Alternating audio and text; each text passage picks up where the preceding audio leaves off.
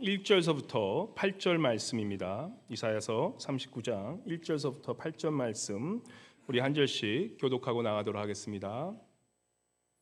제가 가진 성경으로 1014면입니다. 구약 1014면입니다. 그때 발라딘의 아들 바벨론 왕 무로닥발라단이 히스기야가 병들었다고 나왔다 함을 듣고 히스기야에게 글과 예물을 보낸지라.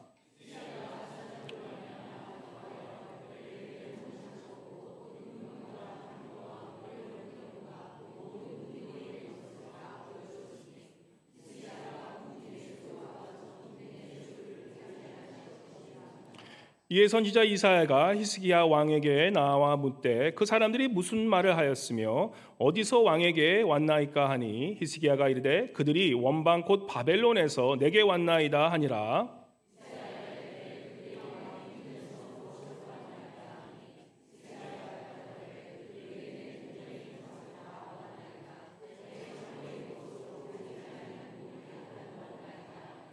이사야가 히스기야에게 이르되 왕은 만군의 여호와의 말씀을 들으소서.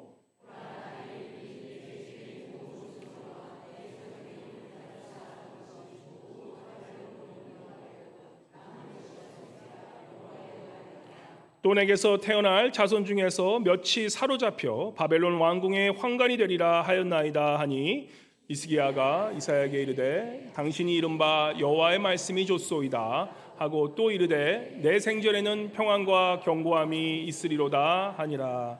아멘. 우리 임마누엘 성가대 나오셔서 그가 날 인도하소서 주님께 찬송 올려드리겠습니다.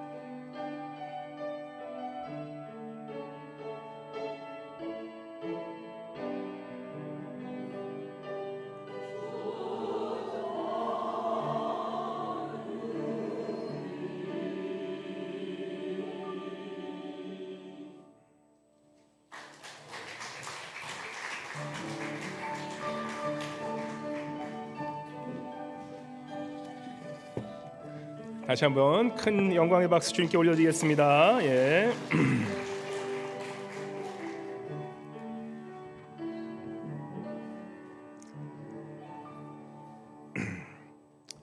할렐루야. 우리 이제 여름이 가는 길목에서 시간이 왜 이렇게 빨리 흐르나 야속하게 생각하시는 분이 계시는데, 우리 한번 옆에 분 보시면서 뭐 이렇게 인사했으면 좋겠습니다. 오늘은 당신은 청바지가 잘 어울리시네요 라고 한번 그렇게 한번 인사해 볼까요? 당신은 청바지가 잘 어울리시네요. 예.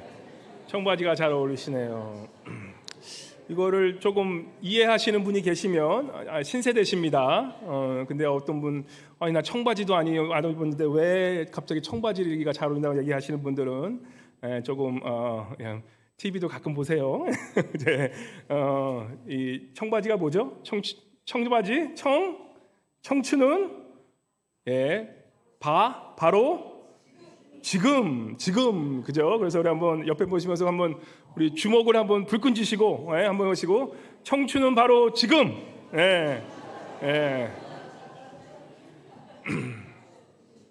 네, 청바지. 아직까지 이해를 못하신 분이 계시면 이해 계속 못하셔도 괜찮습니다. 할렐루야. 오늘 제가 설교를 가끔 이런 좀 신학적인 조금 수준 높은 설교를 해줄 때도 있고 잘 그럴 때는 제가 미리 먼저 정신 똑바로 차리고 드리라고 이렇게 좀 말씀드립니다. 오늘도 좀 정신을 똑바로 차리고 들으셔야 돼요. 그죠? 아침에 일어났는데 날씨도 좀 흐릿흐릿해서 몸이 찌뿌하고 이거 잠 좀 했어도 지금 오늘은 좀 정신을 똑바로 차리고 들으셔야 되는 게, 우리 성경은 우리에게 영적인 그러한 하나님의 말씀이기도 하지만 역사책이기도 해요. 이 세상의 역사입니다. 세상의 역사가 성경 안에서 흐르기 때문에 우리가 히스토리를 하나님의 히스토리라고 얘기하는 게 그게 사실입니다. 하나님의 이 말씀은 하나님의 우리 인간의 역사 속에서 흘러가신 하나님의 말씀이기 때문에 오늘은 특별히 제가 잘 다루지 않는 역사를 조금 많이 얘기를 할 테니까 오늘은 조금 정신 똑바로 차리시고 조금 졸리시는 분들은 한번 하품이 나신 분들은 이미 미리 하품하시고 좀 이렇게 좀 꼬집으면서 진리의 말씀을 잘 들으시기 바랍니다. 중요한 말씀이에요. 사실 우리 교회가 하나님께서 회복 주신 이유, 또 우리 교회가 평안하게 하신 이유, 바로 오늘 말씀에 등장하기 때문에 우리 말씀을 잘 들으시고 오늘 특별히 또한 그 말씀을 마음에 새기시고 또한 평생 살아가시는 그런 시간 되시기를 바랍니다. 오늘 본문 말씀 이사야서 보시면, 사실 이사야서는 누가 보면 굉장히 연결이 되는 부분이 많아요. 이사야에 나오는 많은 부분들이 다음 주에 말씀드릴 거지만 다다음 주에 말씀드릴 거지만 이사야는 하나님의 나라에 대한 얘기를 많이 하고, 특별히 메시아, 누가 보면 메시아에 대한 말씀은 많이 나오는데 그 중에 가장 우리가 이사야라고 얘기했을 때 가장 중요한 역사적인 인물이 한 명 나오는데 누구냐면 바로 히스기야 왕이에요. 그죠? 우리 히스기야 생각하면 히스기야 왕 생각 뭐가 제일 기억이 나십니까? 히스기야 왕? 15년 그 하나님께 기도해서 병이 나와서 15년 인생을 덤으로 산 그런 왕, 그죠? 저도 수많은 설교를 들어봤지만 주로 히스기야 왕이면 그냥 하나님께 간절히 기도해서 은혜 받아서 병 나은 왕 정도로밖에 들은 적이 없어요, 사실은. 정확히 히스기야 왕에 대한 그리고 히스기야 왕이 왜 이사야에 나오는지도 들어본 적이 거의 없는 것 같아요. 그죠? 히스기야 왕 생각하면 병 나서 할렐루야 그 정도예요. 우리 이 성경학자들은 히스기야가 이 이사야에 나오는 그 이유를 여러 가지 얘기하는데, 어떤 사람은 전혀 상관이 없는 역사책이 왜 이사야에 나왔냐 그러면서 이것이 나중에 성경에 다시 집어넣은 얘기다, 그런 얘기를 하는 사람들이 있는데, 사실 이사야를 잘 읽다 보면, 공부하다 보면 히스기야는 이사야의 전반부 하나님의 심판에 대한 말씀과 또한 후반부 하나님의 그 복음에 대한, 메시아에 대한 복음과 영원한 하나님의 나라를 잇는 가장 중요한 인물로 나오는 겁니다. 그래서 그 이유가 분명해요. 역사서를 이사야는 그러한 이 예언서 안에 중간에 든 이유는, 말씀 읽다 보면 히스기야라는 왕을 연구하면 왜 복음이 오늘 이 땅에 필요하고 왜 예수 그리스도가 이 땅에 필요하신 것을 우리가 정확히 알게 돼요. 그래서 오늘 여태까지 아셨던 히스기야 왕 좀 그 선입견은 다 버리시고 오늘 말씀을 좀 새롭게 들으시는 시간이 되시기를 바랍니다. 요즘 같이 그런 포스트 모던 시대, 그죠? 포스트 모던 시대에 살아갈 때 이 히스기야 왕은 어떻게 보면 이 포스트 모던 시대를 대표하는 그러한 지금 우리 기성 세대를 잘 나타내주는 그러한 인물이기도 하다는 것입니다. 오늘 그 놀라운 그런 또 이유 중에 하나는 사실 이 히스기야를 잘 공부하다 보면 우리 지금 이 세상, 지금 제가 어제 뉴스를 보니까 2030년도에 그러니까 불과 6년도 안 남았는데 2030년도 안에 이 퓨 리서치라는 건 굉장히 저명한 그런 리서치 기관인데 거기서 얘기하기를 10만 개의 교회가 미국에서 클로즈한다. 그런 얘기를 많이 했지만 정말로 거의 대표님 2030년도 안에 10만 교회 교회가 만 교회도 아니에요. 10만 교회 교회가 지금 문을 닫을 것이라고 미국에서만 지금 그런 엄청난 그런 리포트를 내는데 그게 굉장히 이 신뢰가 가는 그러한 영국인에서 낸 거예요. 히스기야서의 그 말씀 속에서 우리가 정말 우리 교회도 2030년도에 그 10만 교회에 끼지 아니하는 법이 없다는 거예요. 그래서 오늘 좀 경각심을 들으시면서 특별히 우리 교회 중직들 어르신들은 오늘 말씀을 한번 잘 들어봐 주시기를 바랍니다. 오늘 이 이사야에 나오는 이 히스기야를 보면요, 사실 이스라엘 역사상 히스기야 왕처럼 훌륭했던 왕도 없다라고 그렇게 얘기를 해요. 근데 이거는 제가 볼 때 역사를 어떻게 보느냐 그 관점에서 좀 틀려질 수 있는 것 같아요. 근데 성경은 그렇게 얘기를 해요. 이 열왕기하, 이 이사야에 나오는 말씀, 열왕기하에 나오는 말씀 아닙니까? 열왕기하 18장 우리 3절서부터 5절에 보면 열왕기하 우리 3절서부터 5절 한번 히스기야 왕에 대한 평가를 한번 같이 읽어볼까요? 같이 해보세요. 시작. 히스기야가 그의 조상 다윗의 모든 행위와 같이 여호와께서 보시기에 정직하게 행하여 그가 여러 산당들을 제거하며 주상을 깨뜨리며 아세라 목상을 찍으며 모세가 만들었던 놋뱀을 이스라엘 자손이 이때까지 향하여 분향함으로 그것을 부수고 느수단이라 일컬었더라. 히스기야가 이스라엘 하나님 여호와를 의지하였는데 그의 전후 유다 왕 여러 왕 중에 그러한 자가 없었느니라. 그래서 말씀 보면 히스기야 왕 같은 왕이 없었다는 거예요. 전후에 유다 여러 왕 중에 그러한 자가 없다라는 얘기예요.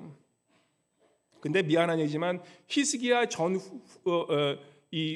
후에는 많은 왕이 남아있질 않아요. 예? 전에는 모르겠는데 많은 왕이 남아있지 않은 것처럼 히스기야 왕이 이토록 하나님 앞에 정직하게 행했다고 얘기를 하는데, 그죠? 이렇게 우상들을 다 없애는 그러한 종교 개혁을 하는 그런 히스기야 왕이에요. 이 히스기야 왕이 얼마나 훌륭했냐면 36장 이사야 36장 1절에서 5절에 보면 이 아수리아군이 쳐들어옵니다. 그 당시 이스라엘은 아시죠? 이 다윗의 왕국이 하나님께서 다윗의 왕국을 세우셔서 이스라엘 다윗의 왕국이 어떻게 됩니까? 북이스라엘과 그죠? 남유다로 나뉘게 돼요. 그래서 이 북이스라엘은 아합의 그 길로 따르면서 계속 악으로 쳐들어서 결국은 이 여기 나오는 아수리아 왕국에 결국은 멸망하게 됩니다. 그리고 남유다만 남겨놓으세요. 남유다가 그나마 이 유대인들의 혈통을 이어가서 하나님의 나라의 백성으로 살아가는데 바로 그러할 때 히스기야 왕이 14년에 아수르 왕이 쳐들어와요. 북이스라엘을 침범하고 무너뜨린 이 아수르 왕이 쳐들어오게 됩니다. 그런데 그때 어떤 일이 벌어지냐?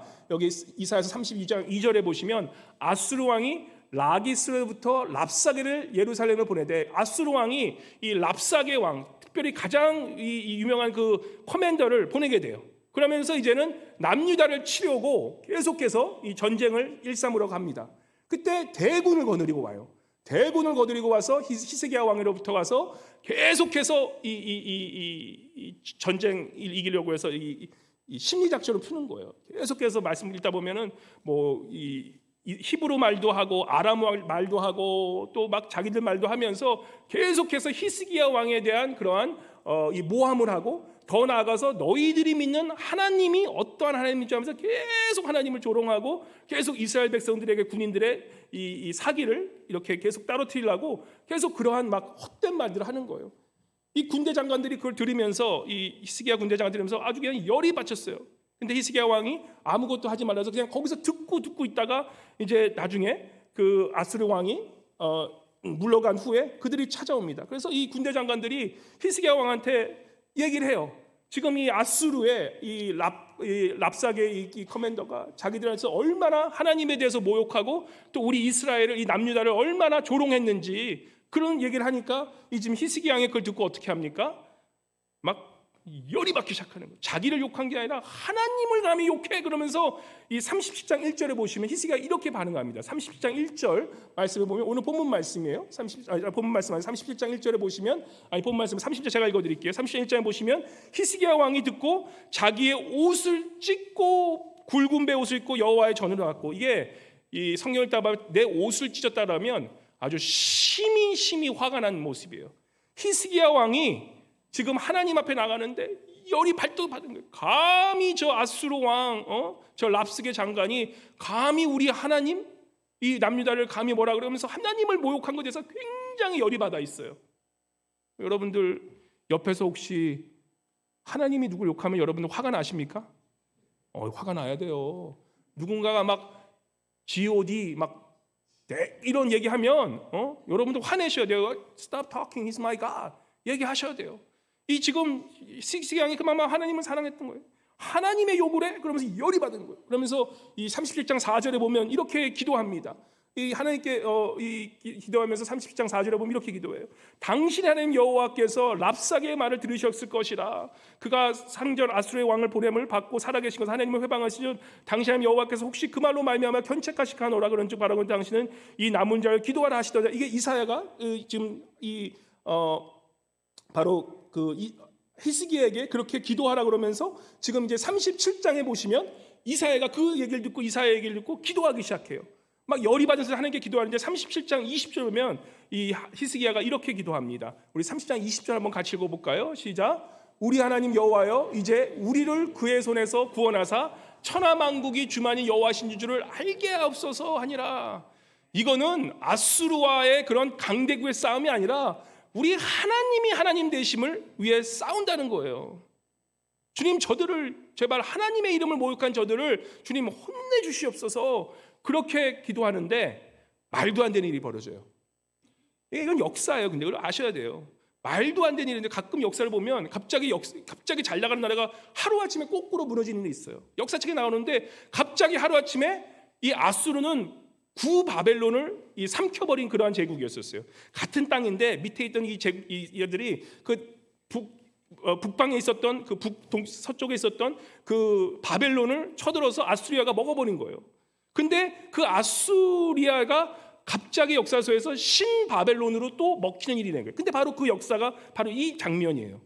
이사야 37장 36절에 보면 이사야가 히스기야를 통해서 히스기야가 그렇게 기도하니까 하나님이 그 기도를 들으신 거예요. 진실한 기도를 들으셔서 20장 30절에 보면 같이 읽어볼까요? 우리 한번 30장 36절 하나님의 기적을 일으키시는데 어떻게 하십니까? 같이 읽어보세요. 시작. 여호와의 사자가 나가서 아수르 진중에서 18만 5천을 쳤으므로 아침에 일찍 일어나 본즉 시체뿐이라.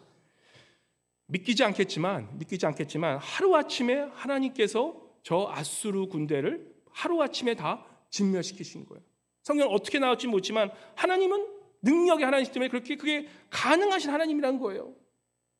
지금으로 따지면 사실 이 우크라이나랑 러시아가 지금 전쟁하고 있는데 이 우크라이나가 갑자기 하루아침에 러시아를 그냥 무너뜨린 것보다 더 큰 전쟁의 승리를 맛본 게 바로 이 히스기야 왕 때의 일이라는 거예요. 그래서 히스기야 왕이 얼마나 이 이스라엘 나라의 남유다의 관점에서 얼마나 훌륭한 왕인지를 우리가 알게 됩니다.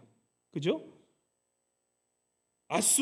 그래서 이 일로 말미암아 아수르 제국은 망하고 신바벨론이 이제는 다시금 서게 되는 일이 일어나는 거예요.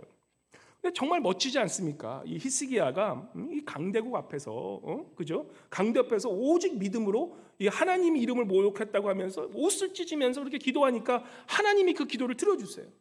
그런데 그러한 훌륭한 일을 한 히스기야가 이 개인적으로 어려움이 찾아옵니다. 이게 우리가 잘 아는 그 말씀이에요. 열왕기하 20장 1절에 보면 히스기야가 어떻게 됩니까? 20장 1절 한번 같이 읽어보겠습니다. 시작. 그때에 히스기야가 병들어 죽게 되매 아모스의 아들 선지자 이사야가 그에게 나와서 그에게 이르되 여호와의 말씀이 너는 집을 정리하라 내가 죽고 살지 못하리라 하셨나이다. 그죠? 이제는 선지자까지 이 선지자 이사야가 얘기하는데 이제는 너가 이제는 죽게 되겠다. 불치병으로 죽게 돼요. 히스기야가 죽게 됩니다. 히스기야가 너무 억울한 거야. 뭐 억울한 너무 이게 살고 싶은 거야. 그래서 히스기야가 간절히 기도합니다. 이 여한기야 20장 2절과 3절 보면 그가 어떻게 기도하냐면 2절과 3절 같이 읽어볼까요? 시작. 히스기야가 낯을 벽으로 향하고 여호와께 기도하여 이르되 여호와여 구하오니 내가 진실과 전심으로 주 앞에 행하며 주께서 보시기에 선하게 행한 것을 기억하옵소서 하고 히스기야가 심히 통곡하더라. 우리 하나님의 자비하심을 아는 거예요. 우리 하나님이 얼마나 좋으신 하나님 아는 거예요. 내가 하나님을 위해서 평생 전심을 했던 것을 주님의 아시옵나오니 주님 내게 긍휼을 베푸시옵소서. 몸이 아프신 분들, 이 자리에 정말로 힘드신 분들, 이러한 진실되게 벽을 향하여 벽을 본다는 것은 다른 거 보지 않는다는 얘기예요. 사람들 안 본다는 얘기예요. 왕이 벽을 본다는 것은 의사 필요 없어. 이젠 아무도 필요 없어. 나는 그저 하나님께만 전심으로 기도할 거라는 뜻이에요. 벽을 보면 하나님만 보고 기도하는 거예요. 여호와를 앙망하는 자가 정말 독수리같이 나에게 치는 그러한 힘을 얻는다는 그 말씀처럼 정말 우리의 소망이 다 사라져갈 때 우리가 하나님을 보시고 기도하면 우리 하나님께서 여러분께 우리에게 큰 힘을 주실 것을 믿습니다. 바로 그렇게 히스기야가 기도한 거예요. 바로 내가 하신 일 좀 기억하시면서 긍휼을 베풀어 달라고. 우리 하나님이 어떻게 하셨겠습니까? 어떻게 하셨겠습니까? 이 7절과 8절에 보면 말씀이 나와요. 7절과 8절에 보면 이사야가 이르되 무화과 반죽을 가져오라 하매 무리가 가져다가 그 상처에 놓으니 어떻게 됩니까? 나으니라.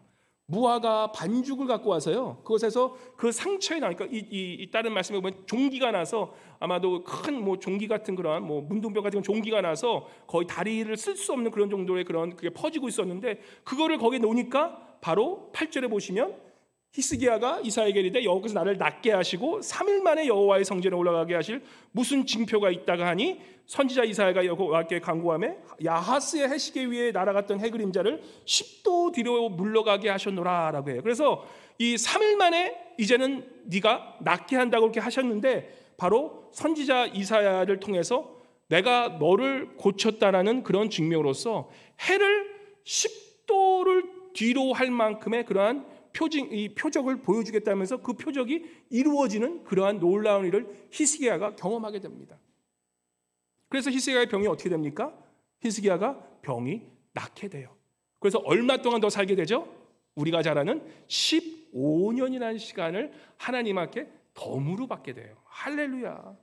이 히스기야가 얼마나 훌륭한 왕이었습니까? 하나님이 얼마나 그 히스기야 왕을 칭찬하고 싶었으면 해를 뒤로 접히는 뒤로 하시면 것같이 그렇게 히스기야에게 큰 능력을 베푸신 하나님이에요. 이쯤 되면 히스기야 왕이 왜 전후에 가장 훌륭한 왕이라는 걸 우리가 이해하게 됩니다. 근데 많은 설교자들이 또 많은 경우에 우리가 히스기야 왕을 아는 정도가 거기까지만이라는 게 문제인 거예요. 우리는 듣고 싶은 것만 듣는 우리의 모습이에요.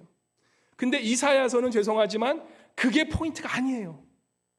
이사야는 히스기야를 그토록 이사야서에 하나님의 계시로 들어볼 수밖에 없는 그 역사가 들어오게 하신 하나님의 뜻은 바로 이 히스기야의 마지막 그 15년을 얘기하고 싶은 거예요. 마지막 15년을 얘기하기 위해서 히스기야가 바로 이사야서에 딱 들어가 있는 거예요. 역사가 들어가 있는 거예요.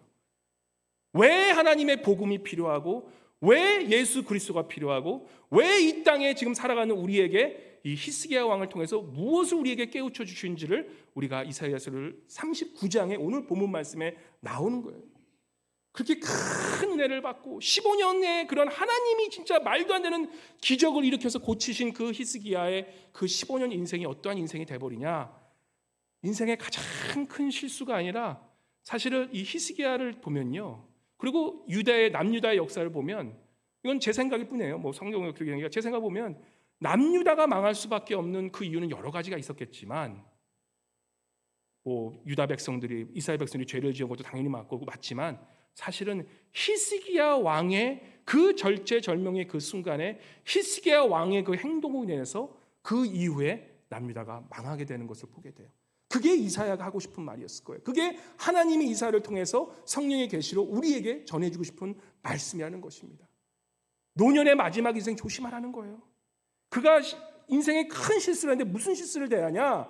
39장 1절과 2절 말씀에 나옵니다. 39장 1절과 2절 말씀 우리 같이 읽어볼까요? 1절 2절 말씀입니다. 같이 읽어보세요. 시작. 그때에 발라단의 아들 바벨론 왕 무로닥 발라딘이 히스기야 병들었다가 나았다함을 듣고 히스기야에게 글과 예물을 보낸지라. 히스기야가 사자들로 말미암아 기뻐하여 그들에게 보물창고 곧 은금과 향료와 보배로운 기름과 모든 무기고에 있는 것을 다 보여주었으니 히스기야가 궁중의 소유와 내 국내의 소유를 보이지 아니한 것이 없는지라. 자, 이제 아수리아가 지금 시간이 흘렸어요. 아수리아가 바로 시간이 흘러서 그 히스기야가 다스리는 동안에 아수리아는 이 지금 신바벨론에 멸망하게 돼요. 신바벨론이 아수리아를 멸망하게 했지만 이 신바벨론은 어느 나라입니까? 바로 그 전 나라가 바로 북이스라엘을 망하게 한 나라고 언제든지 남유다를 쳐들어오고 싶어하는 그러한 적대국 중의 적국이었다는 거예요. 가장 이스라엘의 이 남유다의 존재를 위협하는 이 존재가 바로 이 바벨론 나라인데, 이 바벨론 나라에 사자가 와요. 엠베서더가 와요. 신하가 왔는데 지금 히스기야가 뭘 하고 있는지 아십니까? 그가 병들었다는 마음을 듣고 히스기야에게 글과 예물을 보내니까 히스기야가 할렐루야, 저 큰 나라도 나를 인정해 주는구나. 아이고 좋은 거예요. 사람이 나를 인정해 주면 되게 좋죠. 그죠? 야, 내가 병나은 것을 저 적국 나라에서도 나를 인정해 주네. 아, 내가 이런 사람이야. 막 어깨가 확 올라간 거예요. 그래서 2절에 보시면 히스기야가 사자로 말미암아 기뻐하여 그들에게, 이제 바벨론의 사자가 왔어요. 지금 보면은 이렇게 얘기하면 돼요. 우크라이나랑 지금 러시아가 싸우는데 지금 러시아의 이런 사자분들 우크라이나 그 왕이 가가지고 어떻게 하냐? 조금 실감이 안 가죠? 이렇게 생각하면 돼요. 지금 이 북한에 아니면 중국에 그 사자가 와서 대한민국에 찾아온 거예요. 칭찬하면서. 근데 대한민국의 대통령이 어떻게 하냐면 그 사자에게 우리의 모든, 여기 보시면 뭐예요? 궁중의 소유와 전 국내의 소유물, 그리고 뭐까지 보였대요? 무기고까지 다 보여주는 거예요. 지금 나랑 전쟁해야 될 그 전쟁국 나라에, 적국 나라에 이 히스기야가 너무 흥분한 나머지 뭐 하고 싶습니까? 좀 뻐기고 싶은 거야. 내가 이런 사람이야. 뻐기고 싶은 것도 조금 뻐기면 좋겠는데 지금 나를 당장 찾아와서 나를 쳐들어올 저 신바벨론에게 자기가 갖고 있는 모든 이 궁고에 있는 또한 이 국내 이 국가 기밀을 다 얘기해 준 거예요. 다 얘기해 준 거예요. 한국의 대통령이 북한의 이 김정은에게, 이 중국의 이 시진핑에게 다 국가 기밀을 다 보여준 거나 마찬가지예요. 히스기야가 그런 어리석은 짓을 했는데도 알지도 못하고 있는 거예요. 왜 그랬을까요? 질문 다 아시네요. 왜 그랬을까요? 왜 그랬을까요?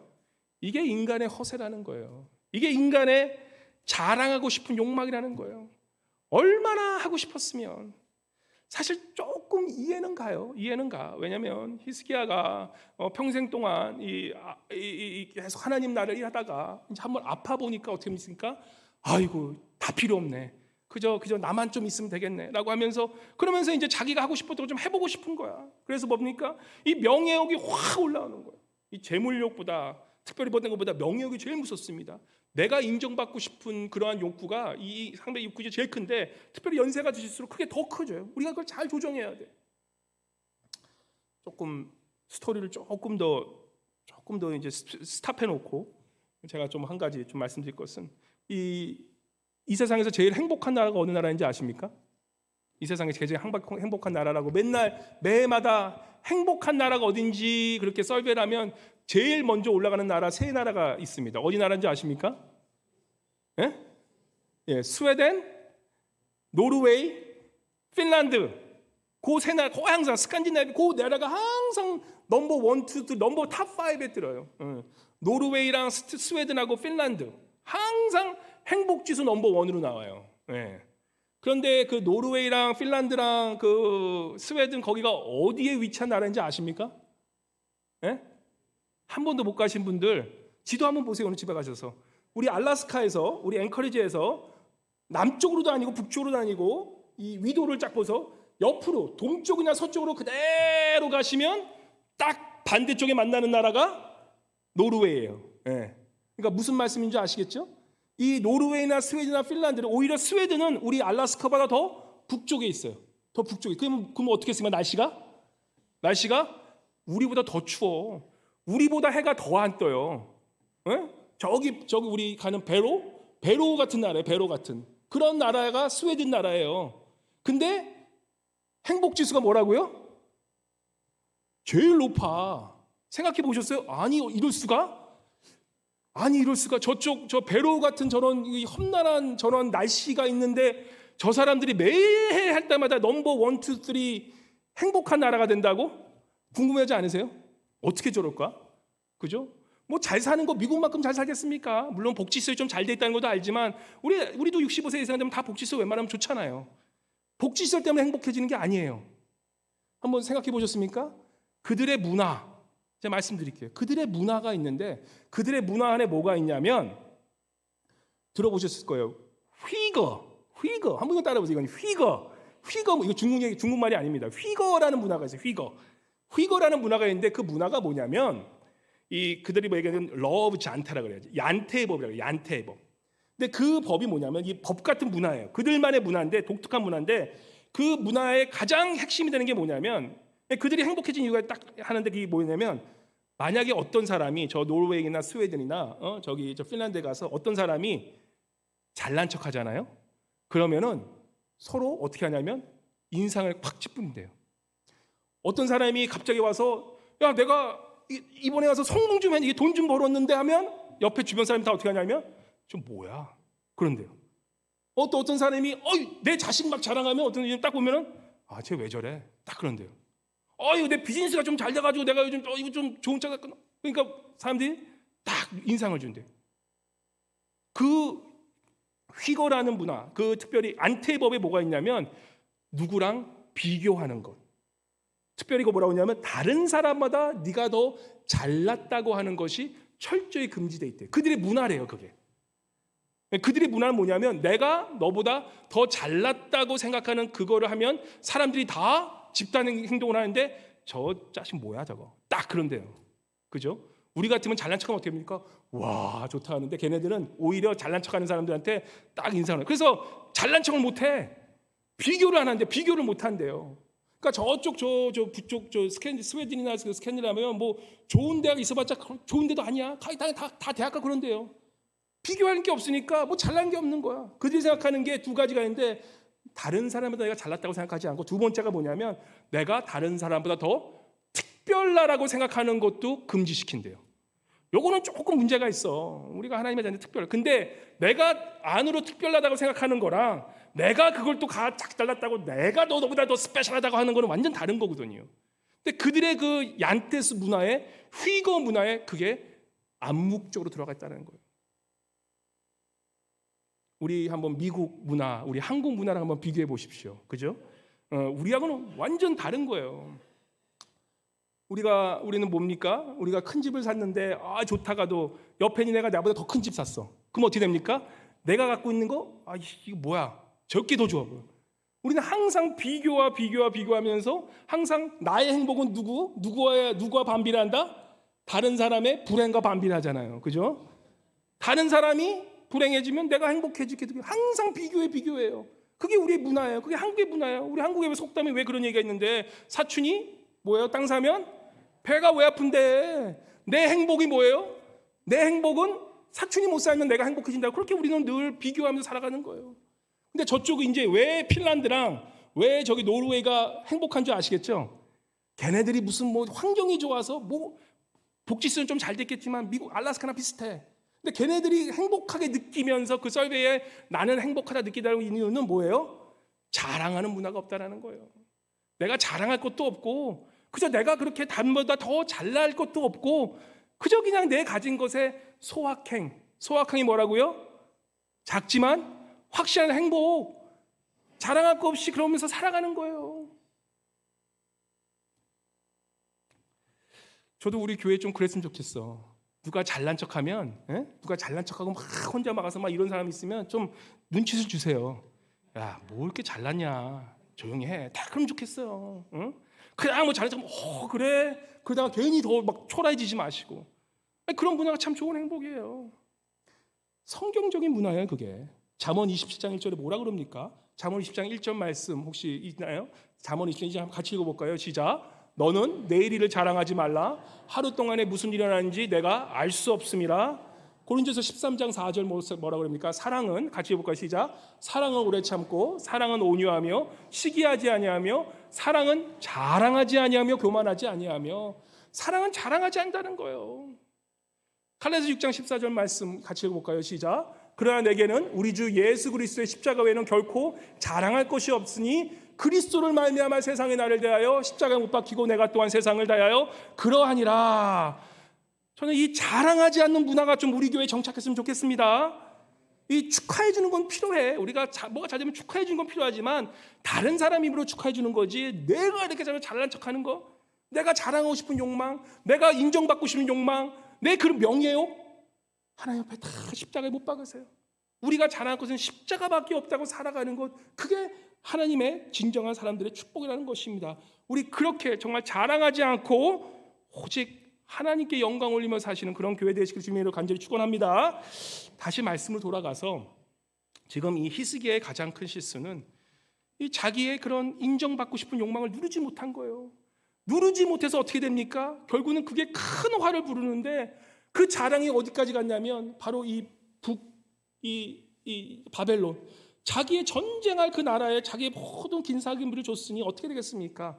시간 문제예요. 적을 알고 나를 하면 전쟁은 백전백승이라고 그랬는데 지금 이 신바벨론은 어떻습니까? 이거 얼마나 좋아요. 지금 이 남유다가 갖고 있는 거 다 알고 있어. 우리 패 다 알고 있어. 시간 문제예요. 그래서 히스기야 왕 한 일곱 대도 왕이 안 돼서 그냥 그 얼마 안 돼서 몇백 년 안에 100년 안에 나라가 망해버리는 거예요.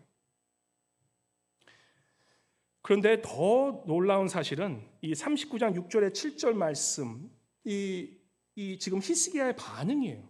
난 이게 참 마음을 아프게 해요. 마음이 참 아프게 해요. 히스기야가 이 6절과 7절 말씀에 지금 이사야가 그걸 다 옆에서 듣고 있는데 이건 뭐야? 이사야는 제정신인 사람이에요. 아니 지금 이 히스기야 왕이 지금 저 신바벨론, 우리를 지금 언제든지 쳐들어올 저 왕한테 우리의 모든 군사 기밀까지 다 가르쳐줘? 뭐 하는 거야 이거? 이사야는 지금 난리가 난 거예요. 그래서 이사야가 하나님의 말씀을 전합니다. 5절과 6절에 하나님께서 말씀을 5절과 6절 말씀, 이게 이 5절과 같이 해볼까요? 이사야의 이 경고의 말씀 한번 보겠습니다. 시작. 이사야가 히스기야가 이르되 왕은 만군의 여호와의 말씀을 들으소서. 6절.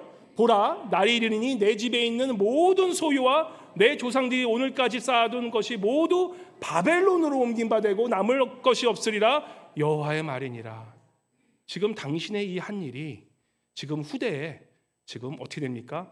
이 바벨론, 당신이 보지 이 바벨론이 이제는 쳐들어와서 이 모든 것을 가져간다는 거예요. 그리고 7절 말씀에 뭐냐면 7절 말씀 같이 해볼까요? 시작. 또 내게서 태어날 자손 중에서 몇이 사로잡혀 바벨론 왕궁의 환관이 되리라 하셨나이다. 사실 말씀은 조금 이게 마음에 안 닿아요. 환관 좋지 않은 거야? 아니에요. 이게 제가 이 세번역 성경이 보면 이렇게 얘기해요. 세번역 성경을 제가 읽어드릴게요.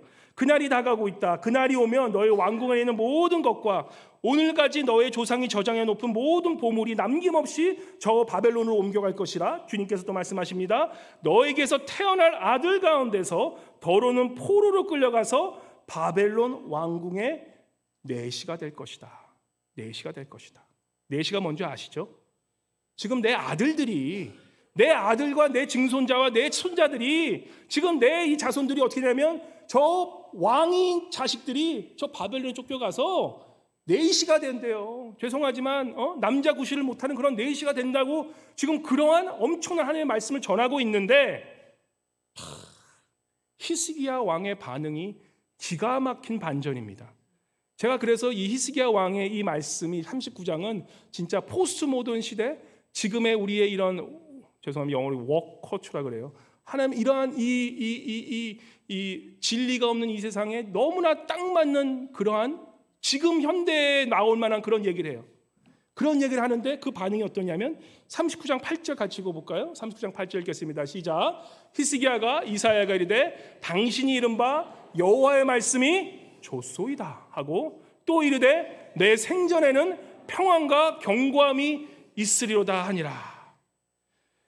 세 번역 제가 좀 같이 읽어드릴게요. 히스기야가 이사야에게 말하였다. 그대가 전하여준 지금 이 내 자식들이 지금 이 내시가 되고 내 자식들이 다 망하여서 저쪽 바벨론에 빼앗겨도 그 전하여준 당신의 말씀은 좋은 지당한 말씀이요.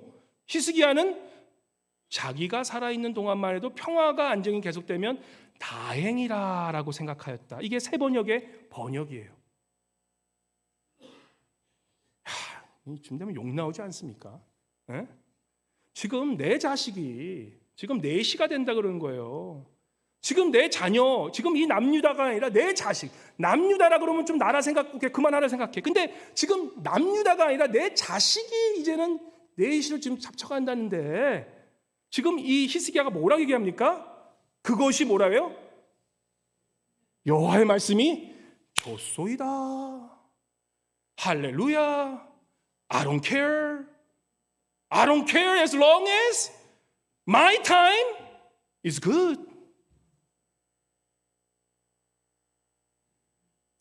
내가 살아있는 동안만이라도 평안과 경고함이 있으면 다음 세대는 뭐 어떡할 거 지지 알아서 하라 그래.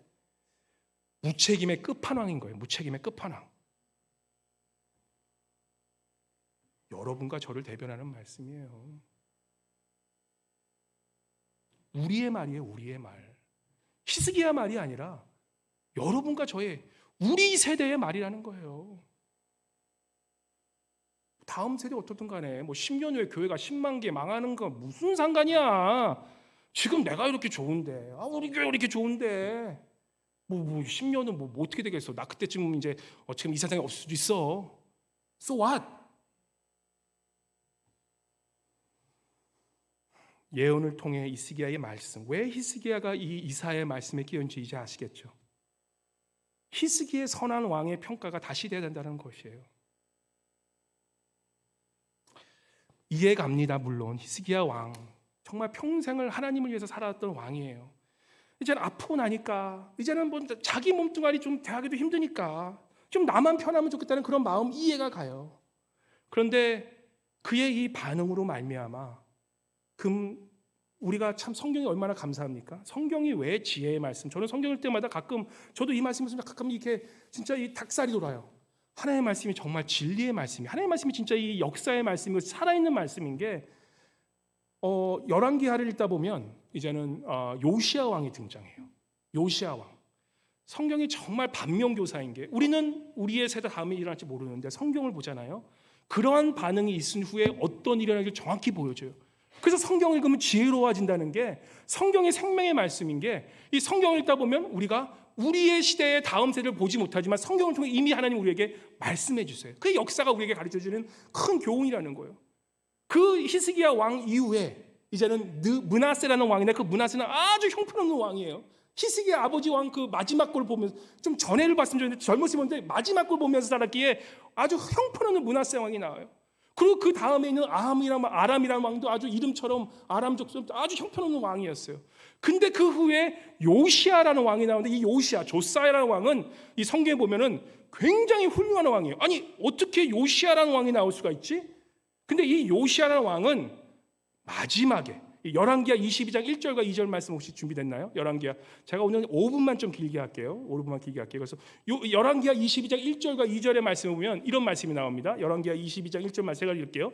요시아가 왕이에요. 요시아는 그러니까 히스기야의 great grandchildren이에요. 이 증조손이에요. 증조손인데 요시아가 왕위에 오를 때 나이가 8세라 예루살렘에 31년간 다스리니라. 그의 어머니 이름은 여디다여 보스가 아디다의 딸이라. 요시아가 여호와 보시기에 정직히 행하여 그의 조상 다윗의 모든 길로 행하고 좌우로 치우치지 아니하였더라. 이 요시아가 어떤 왕이었다고요?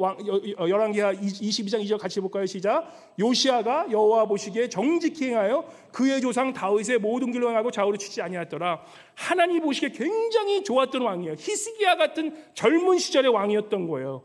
근데 이 요시아 왕이 아시죠? 역사를 좀 보면 유다의 마지막 그레이트 킹이었어요. 마지막 훌륭한 왕이었어요. 요시아 왕 다음 이후에는 짧게 말씀드리면 바로 여호와라는 왕이었고 여호와김 왕 그리고 또 여호와긴이라는 왕 후에 누구? 마지막 왕 시드기야라는 왕이랑 마지막으로 해서 결국에는 남유다는 완전히 지구상에서 완전히 사라져 버려요. 민족은 살았는데 나라는 없어져 버리는 거예요. 2500년 동안.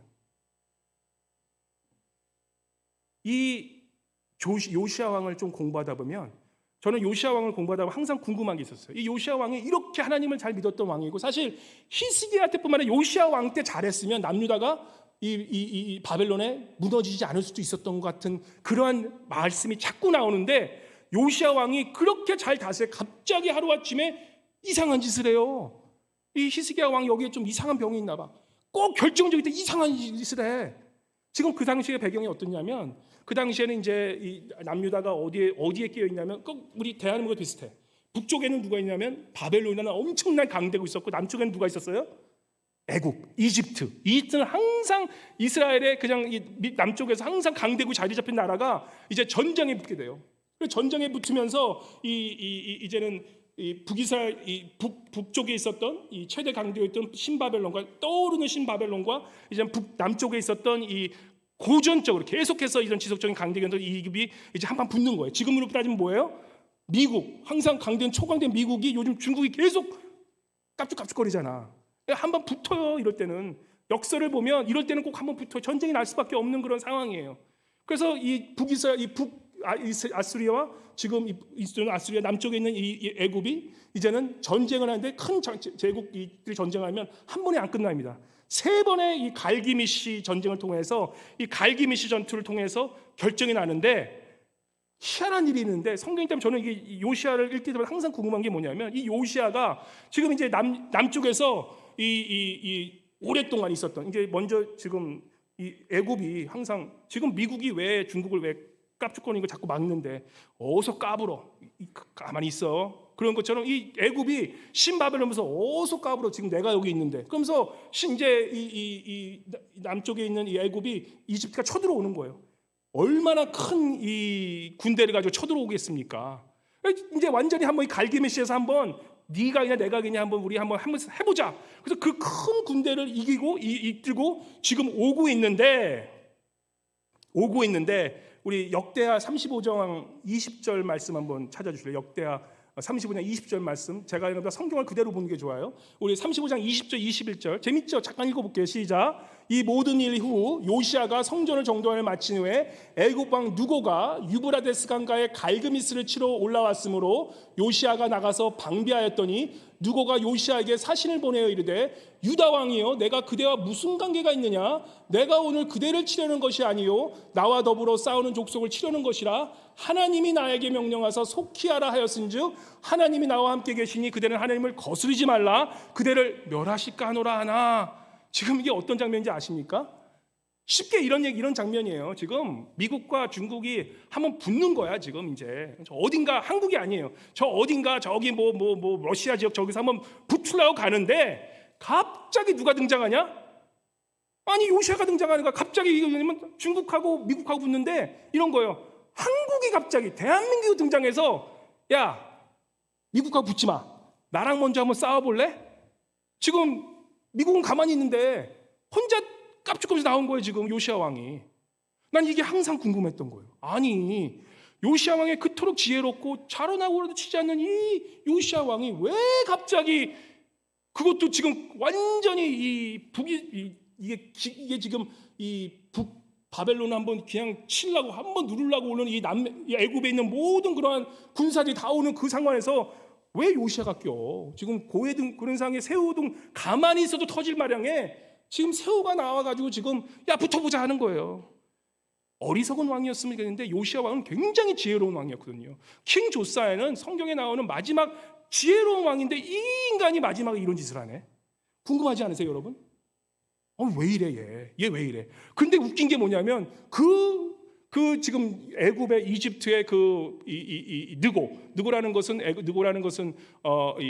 왕이란 뜻이에요. 애굽이란 뜻은 애굽 왕, 그러니까 바로라는 뜻이 바로 느고라 그래요. 바로라는 것은 왕이란 뜻이에요. 바로 느고가 지금 얘기하는 거, 바로 느고가 요시야에게 얘기하는 거야. 야 요시야야, 난 너희랑 싸울 필요 없어. 난 그냥 우리 군대만 이끌고 우린 저기 니네 나라에서도 아니라 저기 어디예요?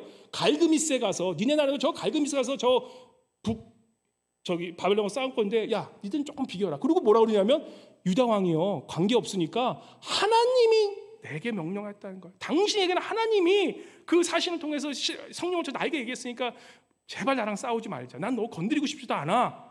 그죠? 그렇게 지금 오히려 그 강대국인 애굽이 지금 이 요시아에게 싸움하지 말자고 오히려 그런 아주 어처구니 일이 일어나고 있는 거예요. 근데 요시아가 어떻게 합니까? 22절에 보면 황당한 짓을 해요. 22절에 보시면 뭐라 그러냐면 요시아가 몸을 돌이켜 떠나기를 싫어하면서 오히려 뭐냐면 변장하고 왔대요. 이게 뭔가 쉬운 거야. 변장하고 와서 지금 이 에집트의 느고랑 싸우는 거예요. 한판 붙자고. 정신이 나가도 정신이 나가니 왕이지. 지금 이 세우놈이 나와가지고 고리에다가 이렇게 싸워서 싸우지 말라니까 변장까지 와서 싸우려고 그런 거예요. 완전 질게임을 아는데 하나님이 말씀하셨는데도. 그러면 어떻게 됐습니까? 이 요시아가 23절에 보시면 35장 23절에 활 쏘는 자가 요시아 왕을 쏜지라 왕이 그의 신하에게 이르되 내가 중상함시 나를 도와달라 하리라. 24절에 그 부하들이 그를 병거에서 내리게 하고 그의 버금 병거에 태워 예루살렘 이른 후에 그가 죽으니 그의 조상들이 묘시에 장사되니라. 그리고 요시아를 슬퍼하고 예레미야가 등장합니다. 이사야 다음 선지자 예레미야가 25절은 예레미야는 그를 위하여 애가를 지었으며 모든 노래하는 남자와 여자들은 요시아를 슬퍼하여 노래하니 이스라엘의 규례가 되어 오늘까지 이르렀으며 그 가사는 예가 중에 기록되었더라. 그래서 결국에는 요시아가 그렇게 죽어버려요.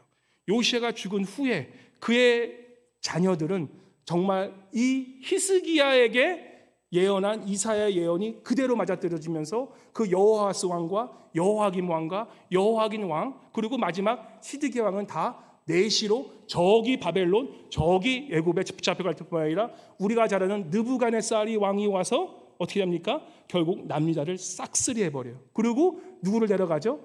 다니엘과 같은 에스겔 같은 훌륭한 인물들을 이제는 남유다가 이스라엘이 완전히 사라짐으로 그렇게 잡아가는 일들이 포로 시대가 그렇게 시작되는 거예요. 자, 이쯤 되면 우리가 질문할 게 있어요. 빨리 마칠게요. 순종했던 요시아가 왜 갑자기 이런 말도 안 되는 선택을 하였는지. 저는 이게 말씀 올라가면 바로 요시아의 증조 할아버지였던 히스기야 때부터 시작이 된 거야.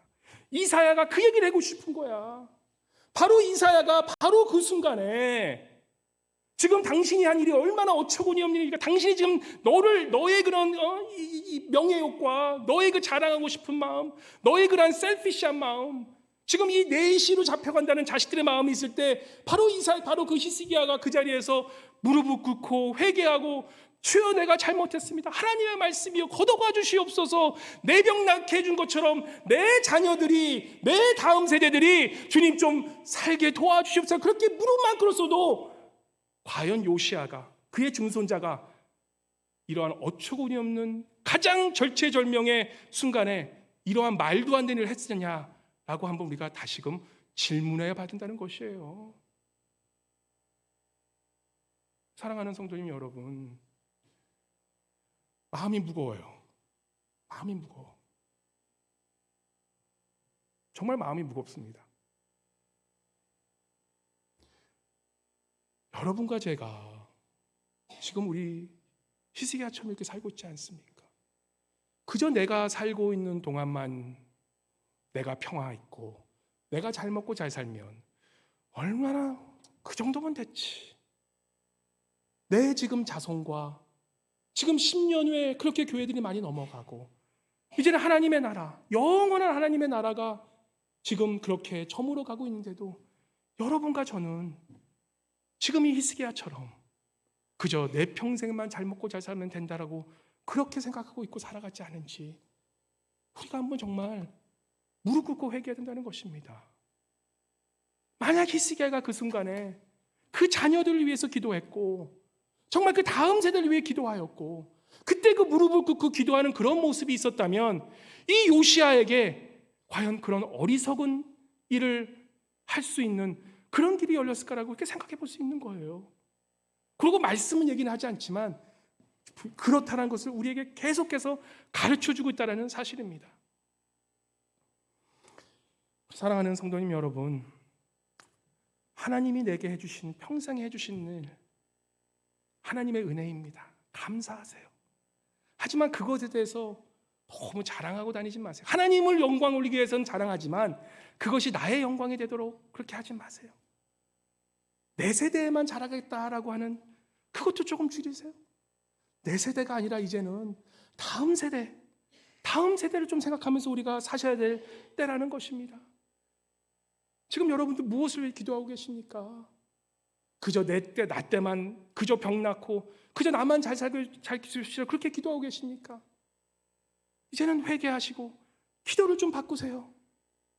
내 자식, 내 손주, 내 교회, 내 다음 세대들, 이 자식들이 정말 하나님을 알게 하시고 하나님의 나라의 자녀로 살게 하시고 10년 후가 아니라 100년 후, 5000년 후에 정말 당신의 교회가 정말 이 땅에서 하나님의 복음을 전하는 그런 교회로 남을 수 있도록 그렇게 무릎 꿇고 기도하는 여러분과 제가 되시기를 바랍니다. 한 영혼의 쇠에서 씻겠노라. 한 영혼을 전도하겠노라. 우리 교회에게 이렇게 평화를 주신 이유는요, 그저 히스기야처럼 잘 먹고 잘 살라고 주신 게 아니에요. 하나님께서 우리 동해안선교교회에게 이렇게 평안을 주신 이유는 바로 선교, 그러한 잃어버린 영혼들을 위해서 찾아가라고 있는 것이지, 우리 다음 세대들 10년 후면 없어질 그 많은 교회들이 다음 세대가 없어서 지금 망하는 교회예요. 그러한 다음 세대를 위한 그런 기도를 드리는, 그렇게 드리라고 우리에게 생명을 연장시켜 주시는 것입니다. 사랑하는 성도님들, 저를 포함해서 우리가 이 세대에 그러한 것을 따라가지 말고 히스기야 왕의 그러한 마지막 그러한 초이기적인 그러한 세상의 풍토를 찾아가지 말고 정말 하나님이 생명 주신 동안 정말 하나님 나라를 위하여, 다음 세대를 위하여, 우리 자녀를 위하여, 하나님의 영원한 교회를 위하여 우리가 행할 수 있는 그러한 주님의 참된 하나님의 백성들 되시기를 주님으로 간절히 축원합니다. 우리 회개하고 나가기 원합니다. 우리 회개의 기도 드릴 때 주여 한번 외치시고 기도할 때 우리 마음속에 있었던 그저 내 몸뚱아리만 잘 먹고 살겠다는 그러한 마음 우리 주님 앞에 회개하시고 우리 다음 세대와 다음 세대의 교회를 위하여 우리 한번 주여 삼창 외치시고 주님께 회개하고 기도로 나아가도록 하겠습니다. 주여, 주여, 주여. 할렐루야. 참 좋으신 하나님 아버지 감사합니다. 아버지시여, 우리가 주님 앞에 기도하고 나아갑니다. 아버지시여, 우리의 그런 이기적인 생각으로, 아버지 나만들 하는 그런 생각으로 주님의 몸된 교회를 위하여 기도하지 못할 것도 회개하고 나아가기 원합니다. 아버지시여, 우리가 저 히스기야의 실수를 범하지 않도록 도와주시옵소서. 아버지시여, 다음 세대를 위해 기도하는 저를 되게 도와주시고, 아버지 정말 성교를 위한 교회 되게 도와주시고, 하나님 나라를 위한 교회로 세워주시옵소서. 아버지 우리에게 다시 한번 기도할 수 있는 능력을 허락하여 주시고, 아버지 우리의 자녀를 위하여 기도할 수 있도록 도와주셔서 아버지 그들이 어려움에 빠지고 힘들 때에 그 부모의, 그 조부의 그러한 그 할아버지 할머니의 기도를 통하여서 아버지 주님께 돌아오는 귀한 역사들이 주님의 기도하는 사람들 통해서 있을 수 있도록 주여 도와주시옵소서. 아버지 우리의 심령을 깨워주시고 다시 한번 주님께 돌아오게 도와주시며, 아버지 나의 아버지 그러한 아버지 이기적인 삶이 아니라 온전히 정말 주님께 주시는 영원한 하나님의 나라를 위해 기도하고 나아가는 주의 아름다운 성도들 모두 될 수 있도록 주여 함께 하시고 인도하여 주시옵소서. 할렐루야. 참 좋으신 하나님은 감사합니다. 아버지 우리가 회개하고 나아가기 원합니다. 아버지 그 히스기야의 마지막 고백, 정말 내가 사는 동안은 평안과 평안이 있음이 좋다 돌아가 그런 고백이 아버지 우리의 고백이 되지 않도록 주여 도와주시옵소서. 아버지 정말 다음 세대를 위하여 기도할 때에 정말 우리의 기도가 저 요시야 때, 우리의 후손 때에 정말 그러한 어려운 절체절명의 상황 속에 정말 주님을 따르는 그런 백성으로 살아갈 수 있도록 그런 기도의 뿌리가 되게 도와주시고, 그런 기도의 아버지 씨앗이 되게 수 있도록 도와주셔서 아버지 정말 주의 몸된 계속한 주의 몸된 백성들, 정말 우리 때만 아니라 다음 세대를 위하여, 또한 우리 다음 잃어버린 영혼들을 위하여 기도하고 나아갈 수 있는 주의 백성들 모두 될 수 있도록 주여 함께 하시고 인도하여 주시옵소서. 감사드리오며 살아가신 우리 주 예수 그리스도의 이름으로 기도드리옵나이다. 아멘. 아멘. 예, 우리